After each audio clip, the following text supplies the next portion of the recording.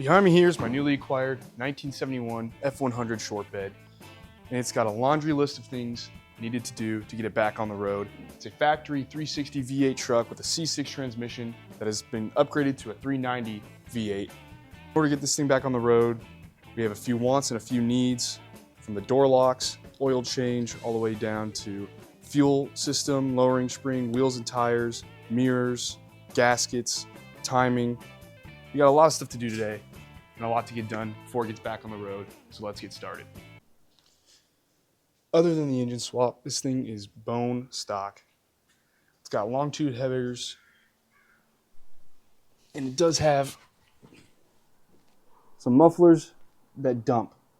But other than that, everything else is bone stock on this truck, including the interior.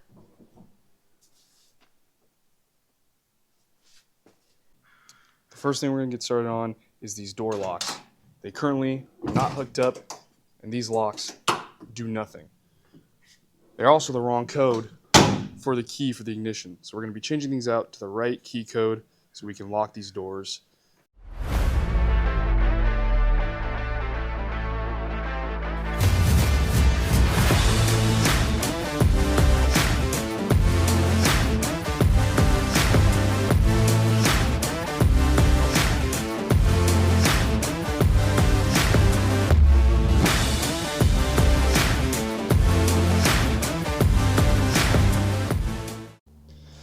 Well, we managed to only break two of these connectors, door panel connectors off.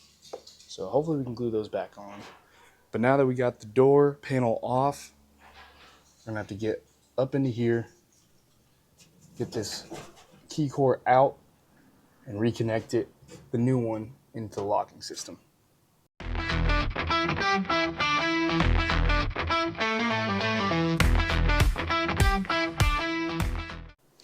All right, we got the new door lock in. Let's test it out. Nice. Passenger door is down. Now we're gonna go do the driver's side. And while we're doing the driver's side, I'm gonna glue these broken off door connectors back on to the door panel in hopes that the super glue will be enough to keep them back on, so I don't have to get an aftermarket door panel, because I really like these original ones. I think they look really good. I think they're really clean, good condition, and I really don't want to get rid of them. So hopefully we didn't just ruin these. All right, so now that we got the door cards off, we got both the locks fixed. I'm going to give this a little wash, clean up before I put the door panels back in, just to get rid of some of this grime and dirt that's in here.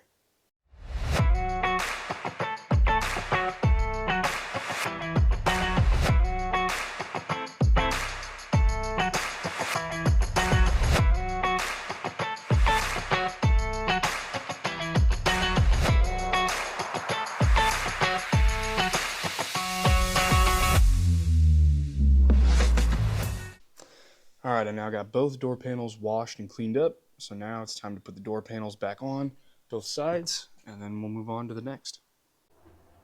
So what I'm going to do here is, for all these pins, they're a little rusty and they don't really like going in to the connector slots. So what I'm going to do is I'm going to add a little bit of WD-40 to all these little door pins here. That way they can slide in easier. So hopefully the next time when I have to pull these out, I will not be snapping any more of these off this original door panel, because I really want to keep these as long as possible. I don't want to get aftermarket ones, so we're going to try our best to save these guys.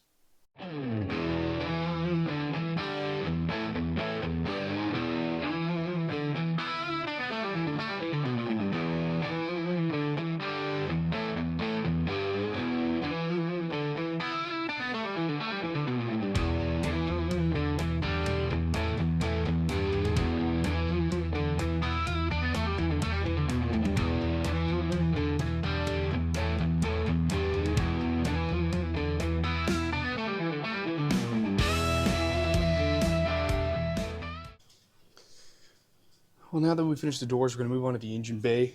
As you can see, it's pretty dirty and pretty grimy, and there's a few things we got to fix up.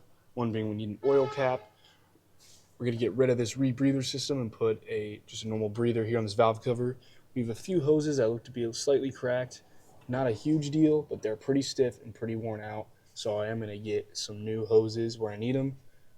See right in there, I have some grounds that look like they're just pretty much roasted and need to get replaced. So I'm going to replace those grounds, clean up the engine bay, vacuum out all this crud, wash away all this dirt, and I'll get her shined up.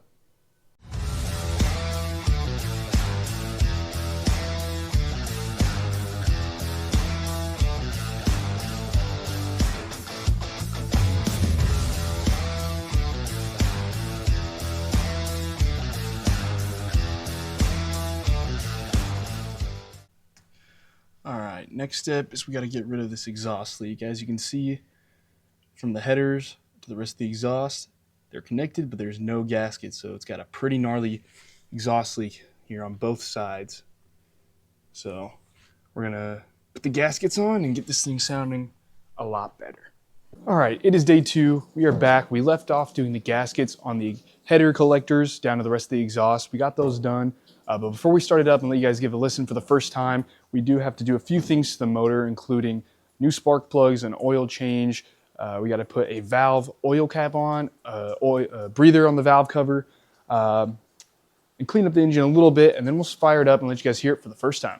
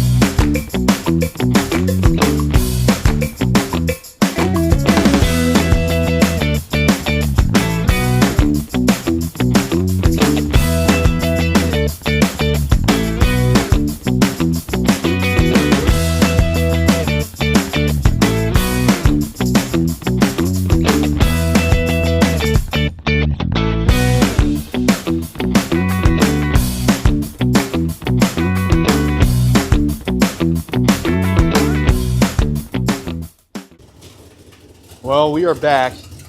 It's now day 3, and she is alive.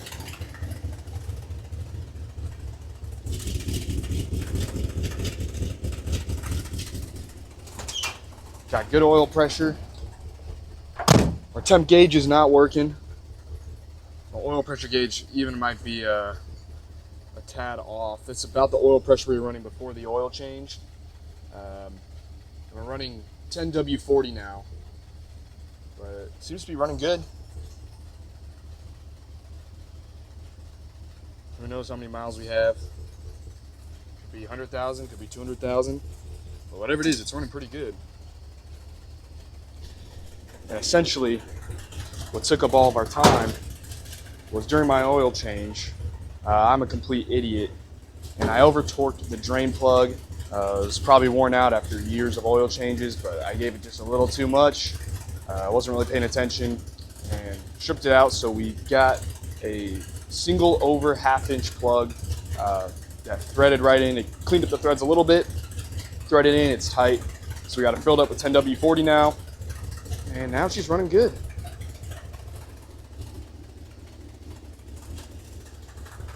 Doesn't sound bad for a stock 390.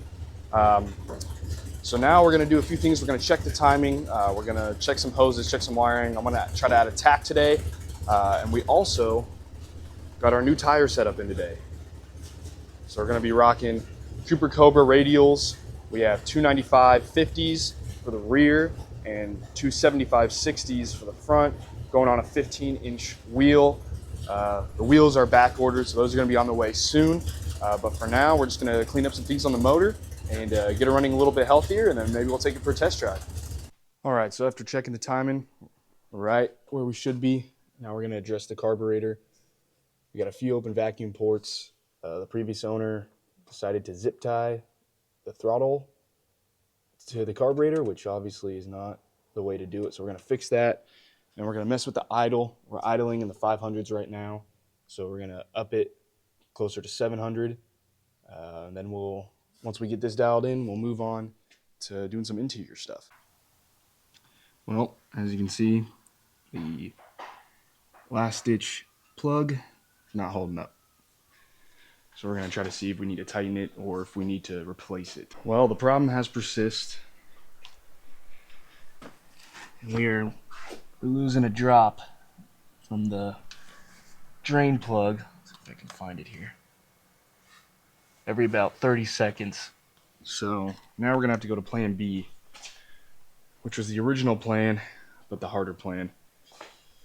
So unfortunately, we're now going to have to loosen the motor mount bolts, jack up the truck. We'll bring the motor up just a tiny, tiny bit, maybe half an inch or so, to try to get our tap into the oil pan without having to pull the motor, with the hopes that we can tap it out for the correct drain bolt. So let's go do that.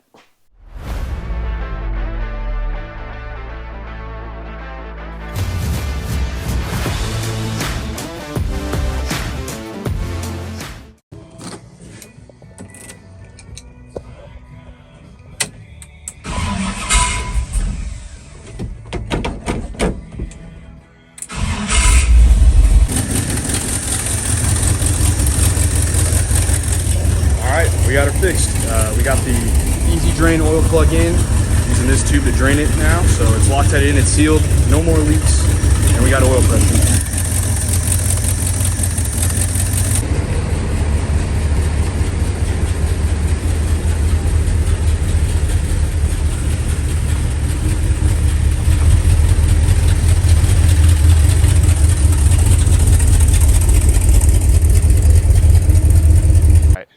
Now that we've got that fixed and it's running, we're gonna give her a good degreasing and washing, get her all shined up for the first time.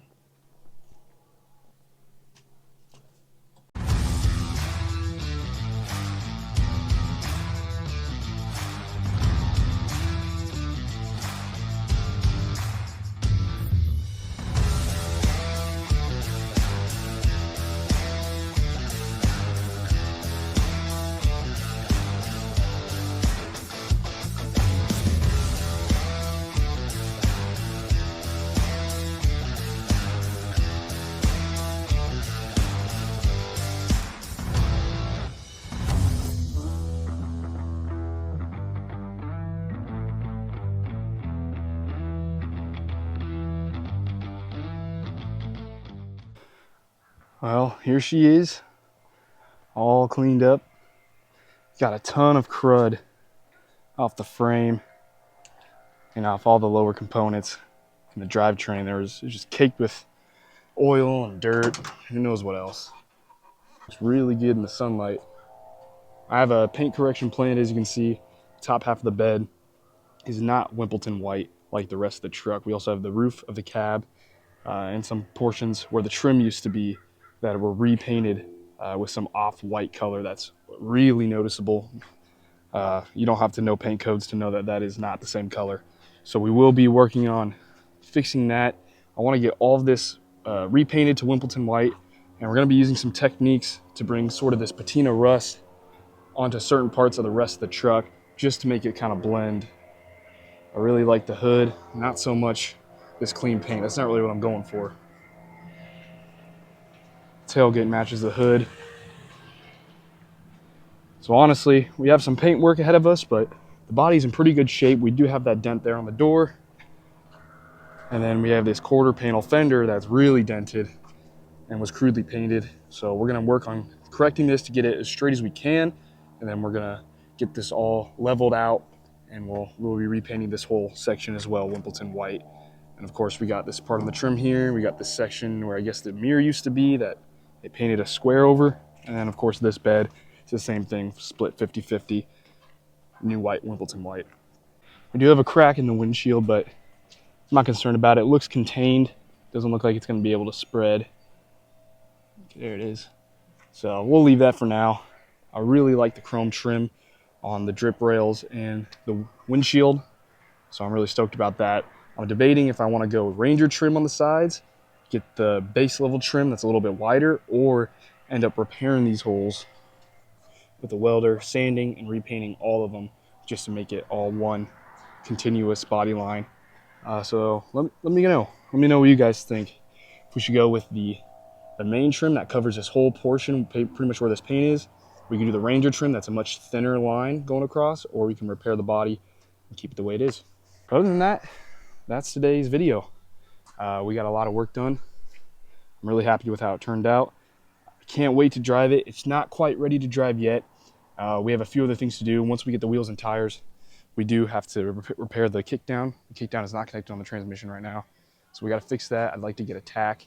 I'd like to fix the temperature gauge that doesn't work, the fuel gauge that doesn't work. A few things that I'd like to do before we go on a real test drive. So right now, this is how she's going to sit for a while until we do a few more things to get it prepared. Wheels and tires are on the way. You already saw the tires. The wheels are coming. We'll be able to get that put on and swapped over pretty soon here. So yeah, thank you guys for watching. I encourage you guys to stay along. It'd mean the world to me if you followed this journey with me of restoring this F100 to my vision for it. I've had a vision for what I want to do with an F100 for a long time. It's going to get insane. It's going to be a really awesome build when it's all said and done. So yeah, thanks guys for watching. I'd appreciate subscribe and like on the video, and grow this channel with me. It's going to be good. We got a lot of stuff planned. So I hope you guys stick around.